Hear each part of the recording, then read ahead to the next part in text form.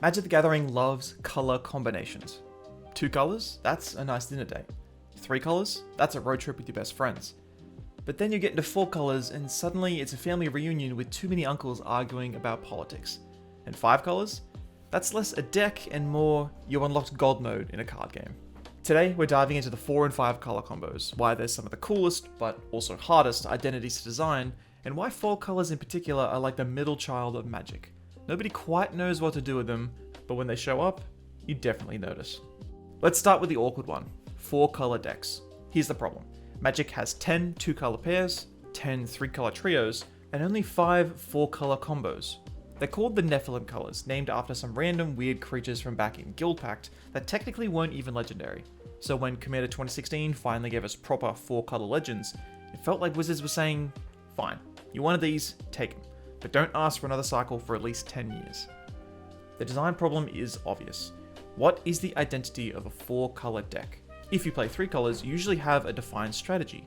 Jeskai does tempo and spells, Sultai loves graveyards, Naya likes big creatures. But 4 colors? You're basically defined by the one color you don't have. Like, this is a deck that's everything except blue. Congratulations, your identity is hating islands.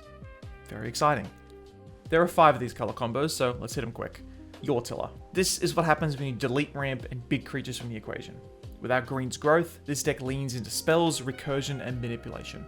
It's clever, it's grindy, and it wins by thinking 5 turns ahead instead of dropping a 10-10 and asking questions later.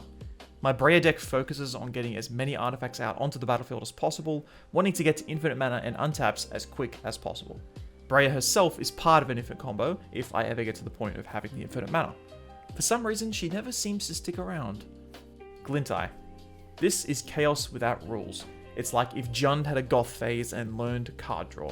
You get ramp, removal, and card advantage, but none of that sweet life gain or order that white provides. Pure anarchy. My Yidris deck is all about chaos. Each spell I cast could bring out a whole cast of creatures or spells intended to make my opponent's lives miserable. But hey, they can't blame me for the spell when it hits the stack. They have to blame the chaos gods. Dune-Brood. Basically, this is hit things until they stop moving. The other 4 colors together create an aggressive, resilient strategy, except you don't have blue to slow you down and think about your life choices. This is the deck equivalent of a bar fight. My Saskia deck is all about combat and damage, with the main focus being the second line of Saskia's second ability, as it doesn't specify the creature deals combat damage. This means that it triggers a whole bunch of creature effects, which I can take full advantage of. Ink Treader. Without Black's ambition and sacrifice, this deck leans on synergy.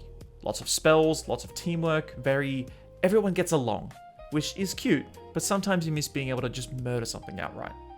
My Kineas and Tiro deck focuses on sitting back and letting my opponents fight it out, while I play friendly and load up my board with mana. This deck has 11 infinite combos, which I know sounds like a lot, which you're right, it is. But there are no tutors, no ways to go look for the other part of the combo. I just need to come into it naturally. So sometimes you have a handful of half or 2/3 of a combo and you're just waiting on the last piece of the puzzle. It is so much more fun than it sounds. Witch-Maw. The opposite of the bar fight. This is the deck that refuses to get excited about anything. You get control, value, recursion, but none of Red's passion. Basically the Spock of 4 color combos. Logical, consistent, but you'll never win a karaoke contest with it. Finally, my Atraxa deck focuses on the proliferate ability, with a specific care for counters in general. Doesn't matter what type of counter, Atraxa will proliferate it. And that's why they're so hard to design for, because their only real hook is the absence of one color, which doesn't feel as fun as building an identity around what you do have. Now, let's flip it. 5 color decks. Wooburg. The complete set. When you're playing 5 colors, you're not just building a deck, you're making a statement. That statement is usually, yes, I have too much money for shocklands. 5 color decks get to cheat because they don't need an identity. Their identity is everything. You want to cast dragons? Done. Enchantments? Easy. Slivers? Obviously. Shrines? Oh, you're one of those people.